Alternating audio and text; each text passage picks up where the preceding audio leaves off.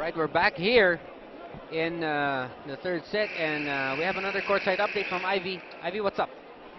Thank you, Ian. The start of this set is really very exciting as of today. And kung kanina hinahanap niyo yung blocking na UST, well, yun din ang hinahanap ni Coach Shaq with the Lady Tigers. So far, blocking is absent. At sabi niya na Lyceum is dominating in that department. Coach Shaq also reminded the Lady Tigers they need to communicate inside the court, otherwise magkakagulo sila sa loob. They still have not minimized their errors, and they are still committing a lot despite the fact that they were catching up in the second set. Meanwhile, for the Lady Pirates, an excellent, and that's how we can describe the blocking of Lyceum, and definitely it has dampened the spirits of UST in the second set. However, Coach Emil told the Lady Pirates wag magre-relax and be mindful of the attacks of UST para alam nila kung saan ang tamang pwesto sa defense. Once again, Coach Emil reminded them of their weak spots on defense and said kailangan nilang mag-adjust para madepensa namang areas na to. Back to you guys. All right, thank you, Ivy. That courtside report brought to you by Mighty Bond. Mighty fast, mighty strong, Mighty Bond. And a lot of spiking errors, actually. That's right. While Ivy was reporting, back-to-back errors from Lyceum. May lisensya ka magkamali. May lisensya ka magkamali. Basta normal. Huwag mo dito paluin ang bola. Pag diyan wala kang power dyan, dapat dito magkakali. Pati mo dito. So dito ka papalo sa bola. Huwag mo paluin dito. Dito, pinatapik mo lang eh. Okay, ito Daya. Salamin, okay. Nasaan ka? Ito ka, Joy. Andito ka, umatas ka Daya. Umatas ka. Ikaw, umata ka sa gitna. Pag maganda, bigyan mo. Ikaw, umata ka sa gitna ha. O dito ka, umata ka sa open ha. O sige, ito. Coverage ha. Hindi na tayo makaalis dyan, Joy. 3 oras na tayo dyan. Alright, of course, the loyal fans of the Shakey's V-League here in the arena in full force to start off semi-final action. It's UST up against Lyceum, and you know, during that... action kagad Grabe, punong-puno agad. And I like what Coach Emil said to Joy Casas, may lisensya kang magkamali. Binibigyan niya rin naman kasi minsan yung players takot nga magkamali, lalong nagkakamali. Yeah. So ako noon, hindi ako nakarinig ng ganun sa Wala kang lisensya. Wala kang lisensya. Kahit ano, hindi mo pwedeng gawin kahit anong gusto mo gawin. Sumunod ka lang. Sumunod ka na lang, ha? Oh, this time a cross-court hit from Ortades, dug up by Rhea. Good save from Joy. Dalia Cruz dropping it to Ging Balse. Oh, and poor coverage on the side of Lyceum. Ito na yung fatigue factor. Tinitignan natin kung kinino mapupunta. As you see this one once more. Nobody even close to that ball. That's right. Joy Casas, I think, needs some time on the bench as Coach Emil puts in Peña.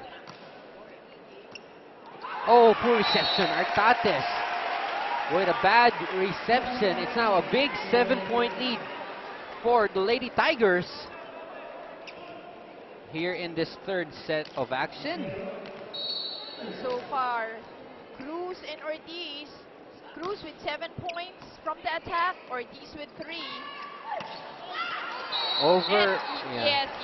That's going to be a violation as she crossed the line. Yup. Stepped on the line on her approach. That was an easy call to make because she really was on the front line already, no? Back row violation.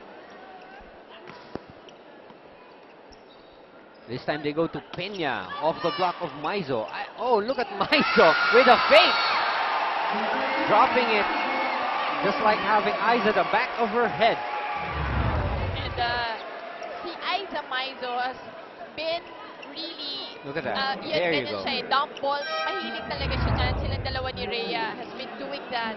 All right, Axel, the official outfitter of the Shakey's V-League. Kasama sa arsenal ni Aiza Maizo yung drop ball.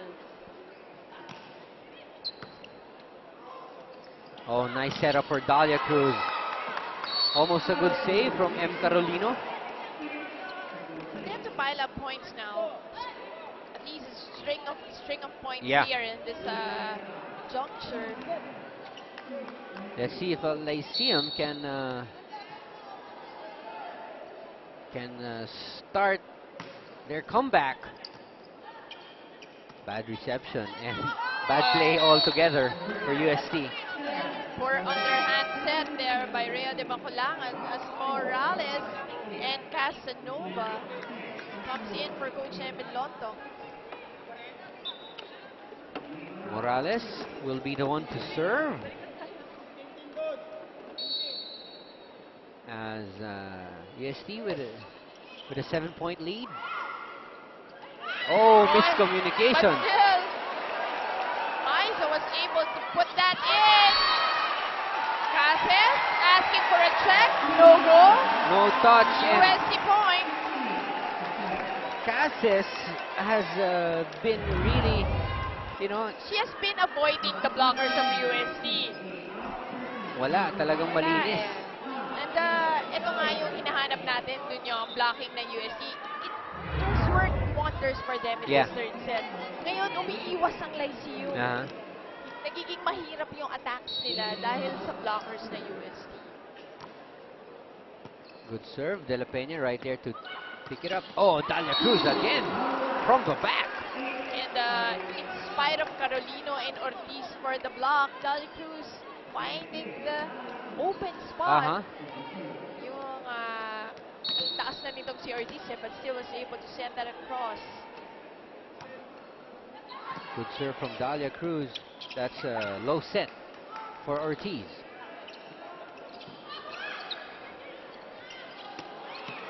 The save, Cases now for the attack. Gonzalez sets up M. Carolino. Down the line, there's Dalia Cruz.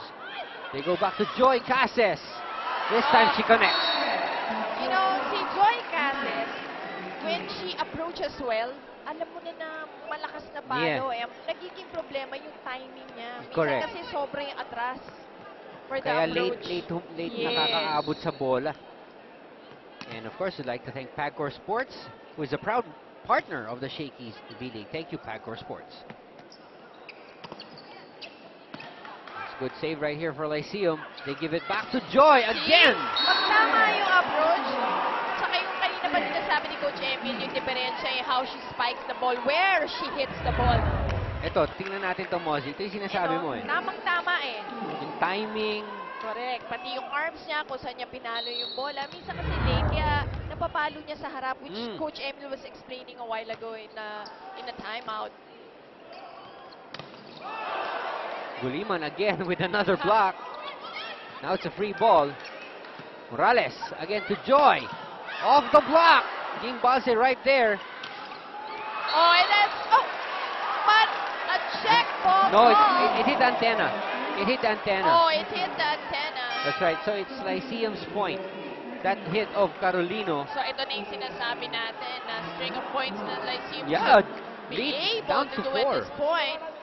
Now, only a 4-point lead. Let's see kung mailalapit pa nila. Ito na naman. Steady serves needed from Dalia Cruz. And just as we say that, kala ko outside. Dalia Cruz defending very well. Another good set for Joy. Good coverage. But on the second ball, kinuha kasi ni Morales, pero napaharap siya doon sa second ball. That's right. Exactly. Napaharap. And it is UST going to the second technical timeout, 16-11.